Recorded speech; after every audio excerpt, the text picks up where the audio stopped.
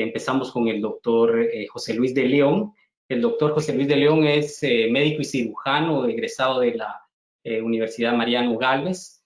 El doctor efectuó estudios de medicina interna en el Hospital Militar de la Ciudad de Guatemala. Posteriormente efectuó estudios de gastroenterología en la Ciudad de México, en el Instituto Nacional de Nutrición Salvador Subirán. En el mismo hospital el doctor efectuó estudios de endoscopía avanzada. Así que el día de hoy nos va a impartir la charla de diarrea crónica. Y de último, pues vamos a discutir las preguntas que nuestra audiencia pues, nos pueda realizar. Así que dejo los micrófonos y cámaras con el doctor José Luis de León. Bienvenido. Muchas gracias. Es un gusto realmente estar participando en este curso anual. Y pues, como sabemos que tenemos que respetar el tiempo de nuestros asistentes, vamos a tratar de resumir, como diríamos en medicina, en forma aguda un tema crónico. Y el tema de diarrea crónica, que es muy amplio, vamos a tratar de compactarlo lo más posible para que podamos tener una perspectiva mayor. Dentro de esto vamos a mencionar algunas generalidades, como el hecho de la definición, que por regla general van a ser evacuaciones disminuidas de consistencia que duren más de 4 semanas. Realmente es un tema o un problema clínico bastante frecuente que muchas veces es subvalorado, pero se estima que hasta 3 a 5% de la población en general puede llegar a presentar estos episodios de evacuaciones disminuidas de consistencia durante más de 4 semanas. Es subestimado muchas veces porque no se busca la atención médica, porque hay personas que ya lo consideran normal por el periodo de adaptación que han tenido, o no le toman importancia a menos que empiecen a notar algunas cuestiones como pérdida de peso, dolor o hemorragia asociada. Esto tiene un impacto económico en la calidad de vida, tanto como pérdida de autoconfianza y pena, muchas veces para comentar el problema que se tiene, produce ansiedad y miedo, puede impactar en actividades cotidianas. Hay pacientes que ya no quieren salir a una actividad que pueda alejarles de un baño para no tener accidentes, o inclusive se privan de salir de casa simplemente por el miedo a tener fugas fecales. Puede tener un impacto en el trabajo importante, y para uno de médico esto se considera un reto diagnóstico porque el diagnóstico diferencial es muy amplio. Hay varias situaciones que nos pueden incluir los diagnósticos diferenciales en diarrea crónica. Consume tiempo y dinero, y muchas veces esto el paciente le cuesta comprenderlo. Quisieran llegar a una cita con el médico y que una cita, un problema de meses pueda ser resuelto, y esto no es tan sencillo. Aunque tenemos que hacer ver que el tratamiento efectivo es aplicable para la mayoría de cuadros. Por lo tanto, el tema de la diarrea crónica muchas veces se vuelve una situación de ganar la confianza tanto del paciente con el médico como el médico en sí mismo, en tener confianza en que siguiendo los esquemas de abordaje puede llegar a despegar del inodoro al paciente. Algunas situaciones que debemos de tener en cuenta durante la evaluación, pues es que el diagnóstico va a estar rodeado de muchas instancias como la historia clínica y el examen físico, pruebas de laboratorio, estudios de imágenes, estudios endoscópicos, histología y algunas pruebas, también pruebas terapéuticas cuando no se tiene bien establecido y se sospecha. Vamos a ver adelante que esto se puede aplicar. Dentro de la historia clínica es siempre tomar en cuenta el inicio, si fue de forma gradual o fue de forma abrupta.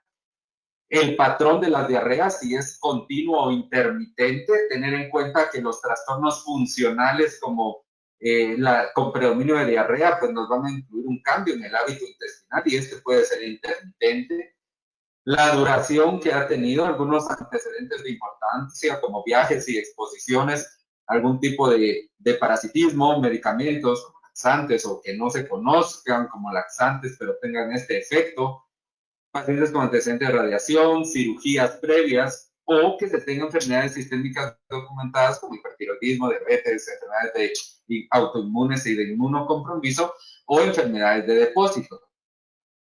Características de las evacuaciones, esto es bien importante. Muchas veces en diarrea crónica el paciente quiere dar una definición tan amplia que se le pierde al clínico los datos específicos que debemos de buscar que nos ayuden a diferenciar los tipos de diarreas. Pero siempre tener en cuenta la presencia de sangre, mocos, si son acuosas, si hay presencia de grasa, qué síntomas asociados pueden tener, si hay mucho dolor abdominal o hay pérdida de peso, pues incluir dentro de cada una de estas situaciones las posibilidades diagnósticas que mencionamos. Algunas cuestiones que son importantes, factores agravantes y atenuantes como la dieta y el estrés y algunos medicamentos. Curiosamente hay pacientes que muchas veces en diarrea crónica han hecho sus propias pruebas terapéuticas y le comentan a uno, mire doctor, no se me quita la diarrea, y me llamó la atención que me dio una infección respiratoria y me dejaron antibióticos, y por primera vez en muchos meses durante los antibióticos me estreñieron o me dieron evacuaciones formadas. Están haciendo su propia prueba terapéutica. Algunas cuestiones como los cambios que existen durante el sueño y el ayuno para diferenciar un proceso secretor versus la respuesta a una sustancia ingerida, como en el caso de los pacientes celíacos o con hipolactasia. Muchas veces es importante que muchos pacientes ya vienen con estudios hechos previamente que pueden incluir biopsias muchas veces, pero que estas no han sido analizadas en el concepto de la diarrea crónica. Algunas situaciones que también hay que tener en cuenta, hay pacientes que encuentran en la diarrea un motivo de consulta interesante para tener visitas a consultorio de forma continua y generar de esto algún trastorno de la alimentación o los temores de la ganancia de peso secundaria, según ellos, al estreñimiento.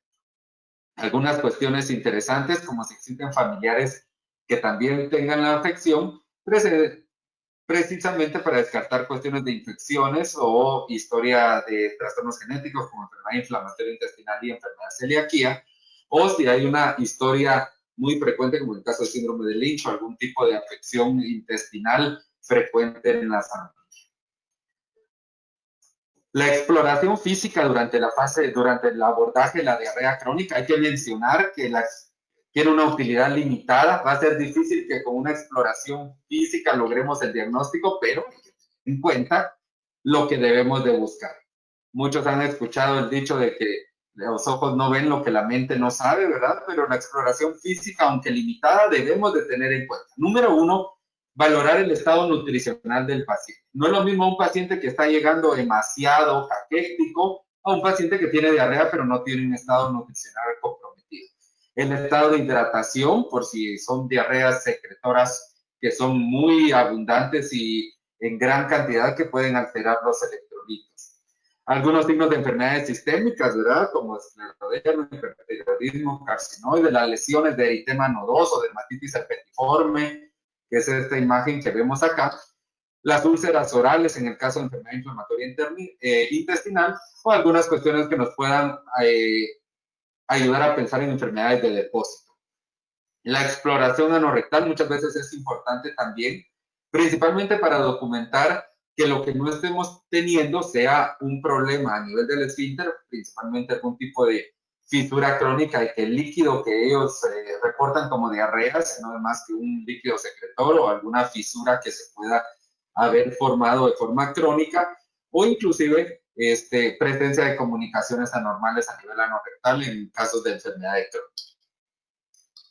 Algunas cuestiones que es importante también, algunas clasificaciones que inicialmente debemos de tener en cuenta, diferenciar la diarrea funcional de la diarrea orgánica. Esto principalmente que no vayamos a estar tratando una diarrea crónica como un síndrome de intestino irritable, con predominio de diarrea, como una diarrea crónica y estar exponiendo al paciente a otro tipo de estudios de forma innecesaria. Algo que es importante es descartar la incontinencia. Muchas veces el paciente confunde que tiene fuga de heces como una diarrea y resulta que lo que tiene es un problema a nivel del esfínter anal. Las diarreas orgánicas es importante tratar de encuadrarlas y yo creo que de la evaluación de la diarrea crónica, lo que más quisiera que lleváramos a casa sería la situación de cómo diferenciar una diarrea osmótica de una secretora, de una inflamatoria o de una malabsortiva o con esteatorrea para tener más limitada el abanico de posibilidades que podemos tener. Algo que es importante, algunos tips de la diarrea funcional, regularmente va a ser mucho más crónica de 4 semanas porque el paciente no va a tener tantos síntomas orgánicos. La pérdida de peso va a ser muy escasa y regularmente va a ser debida a cambios dietéticos buscando cortar la diarrea. Nunca vamos a tener síntomas nocturnos ni con hemorragia. Puede presentar dolor abdominal de forma crónica que mejora al evacuar, alternarse con estreñimiento. Muchas veces el paciente dice, cuando estoy nervioso es cuando más me afecta, y regularmente tenerlo más en cuenta en mujeres jóvenes.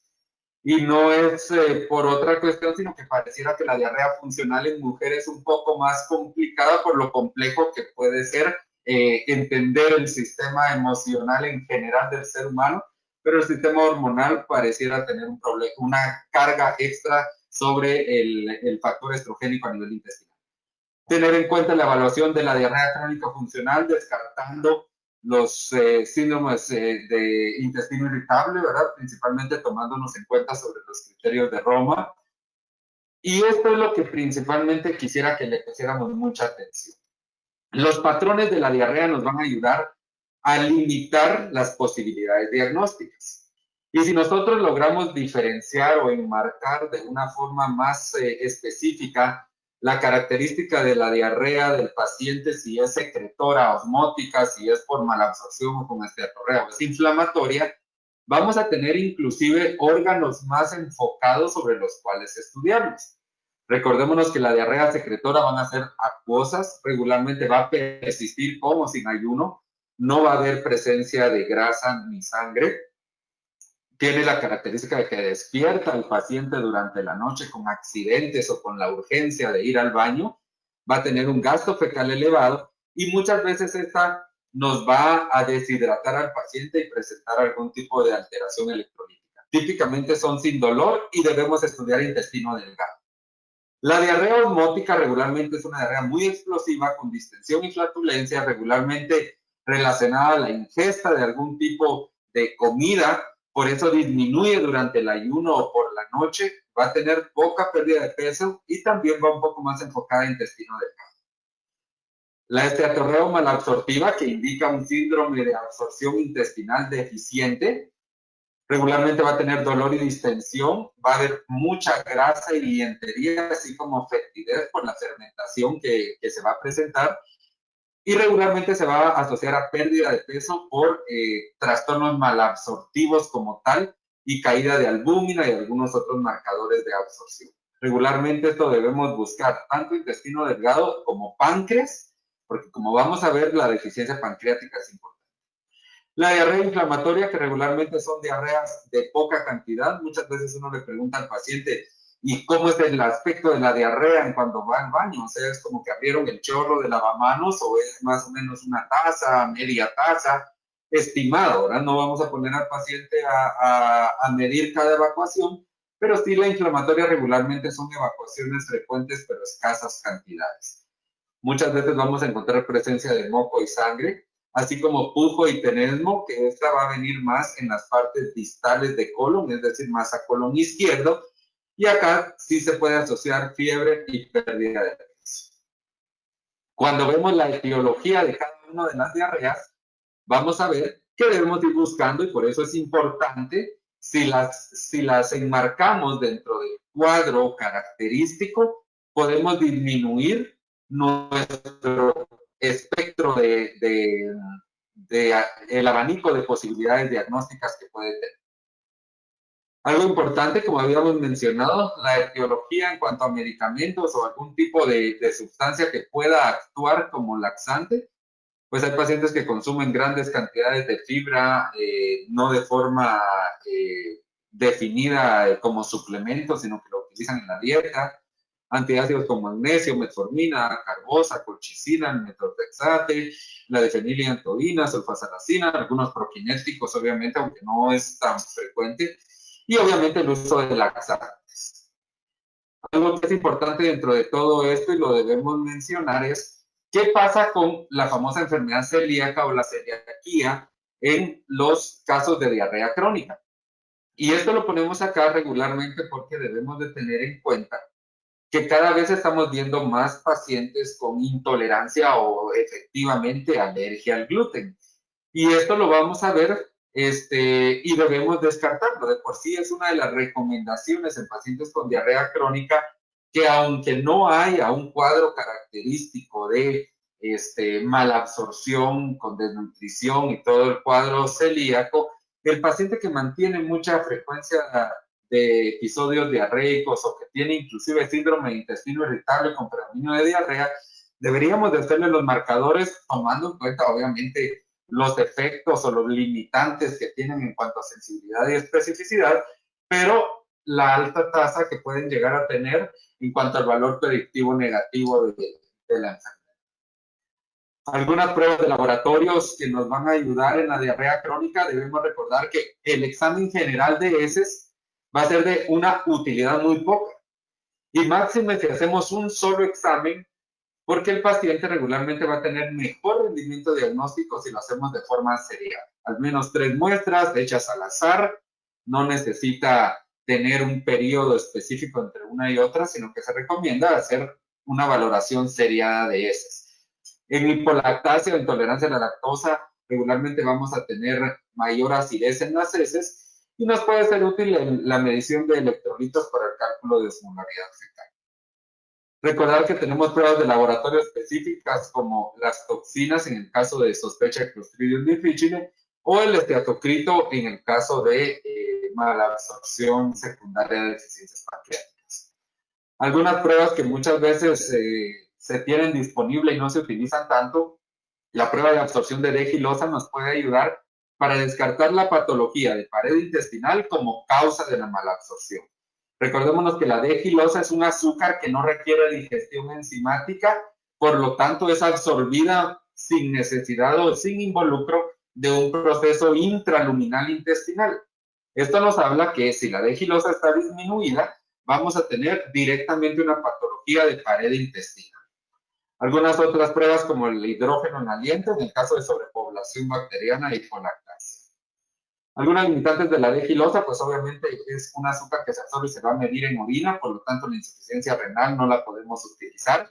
Debemos de tener en cuenta también la hipovolemia, la deshidratación que puede generar después, o si el paciente está deshidratado no se va a absorber bien y necesitamos corregir la deshidratación. No está disponible muchas veces.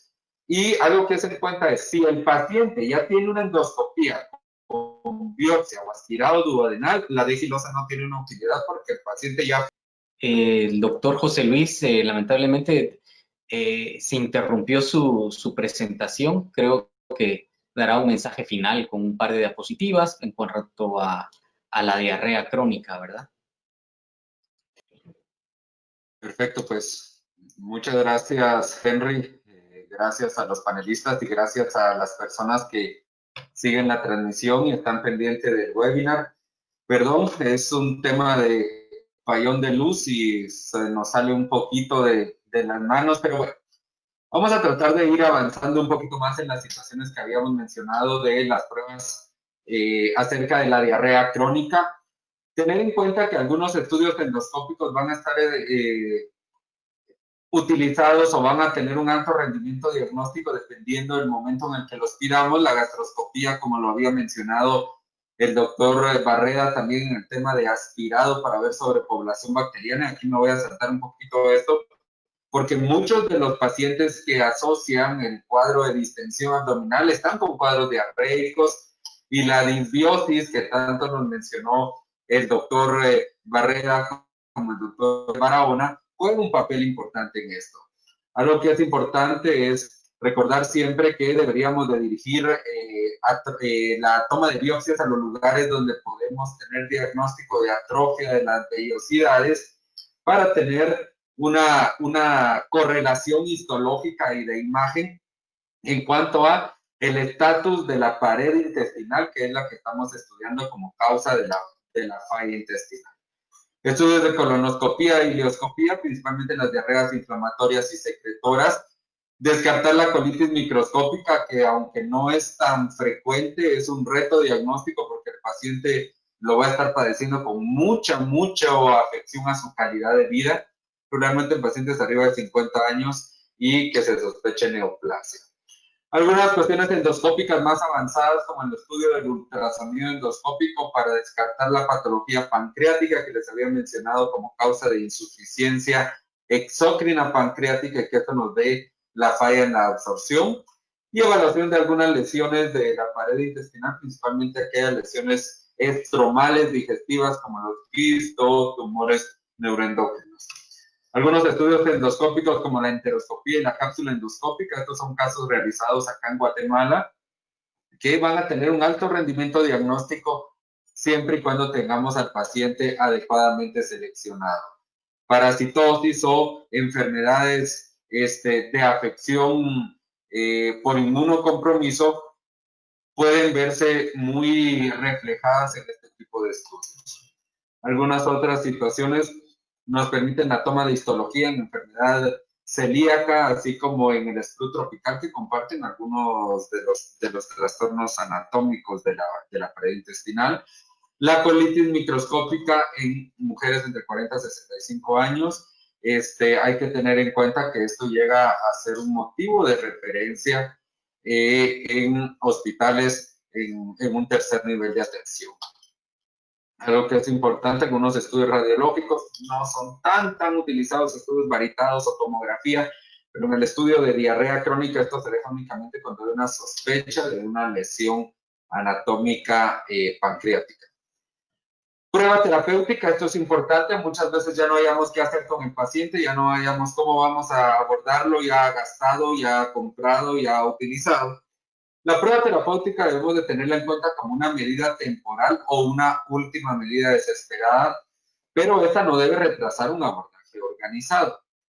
No hay unos estudios científicos actuales que tengan una utilidad o una recomendación, es más una recomendación que se hace muchas veces. ¿A quiénes y qué dar de prueba terapéutica? Pues antibióticos si sospechamos de sobrepoblación bacteriana, colestiramina en el caso de diarrea por sales biliares, y aquí voy a pasar a esta parte. Muchas veces estamos tentados a dejarle colestiramina casi que a toda diarrea que no se ha controlado después de 2 semanas de estar persistente el paciente con evacuaciones disminuidas en consistencia. Recordémonos que las sales biliares como causa de diarrea es la única que va a responder a colestiramina, y de esas hay 3 subtipos en las cuales debemos de tener en cuenta que puede ser útil y va a ser evidentemente útil, pero no en toda diarrea secretora debemos utilizar la colestiramina. Suspender agentes o fármacos potenciales, dar alguna prueba terapéutica. Prueba terapéutica es quitarle el gluten al paciente que sospecha enfermedad celíaca. O dejar enzimas pancreáticas a dosis altas. Acá estamos hablando de más de 10,000 unidades de pancreatina por tiempo de comida, si estamos sospechando de algunas cuestiones de falla intestinal por situaciones asociadas a este tipo de situaciones. En sobrepoblación bacteriana lo mencionó ya el doctor Barrera, vamos a pasar esta parte. Y algunas situaciones generales de la colitis microscópica, recordemos que mujeres entre 40 y 60 años, la etiología es desconocida, puede haber algún consumo de antiinflamatorios, se puede asociar hasta un 20% con enfermedades autoinmunes y muchas veces comparte características con enfermedad celíaca. Hay 2 tipos, la linfocítica y la colagenosa, y regularmente es una diarrea secretora. Por la noche, abundante, puede haber dolor, distensión y pérdida de peso. Los laboratorios pueden ser prácticamente normales. Algo que es importante es que el diagnóstico es por biopsia. No existe mayor riesgo de cáncer ni de enfermedad inflamatoria intestinal, pero es sumamente molesto para el paciente. La ventaja de esto es su tratamiento, que es un tratamiento que prácticamente en Latinoamérica lo tenemos todos a la vuelta de la esquina, que consiste en su salicilato de bismuto, el líquido rosado que todos vemos por televisión y en pancartas. Si el paciente muchas veces hasta dice, mire, yo ya lo tomo porque si no me va mal, lo confírmenlo, para que él pueda tener una tranquilidad y ustedes también al momento de dejarlo de forma crónica. Ya en otros pacientes más difíciles de control, los esteroides o los derivados de 5-asas pueden utilizarse, sin embargo esto ya se deja a un nivel un poco más elevado. ¿Qué se nos olvida?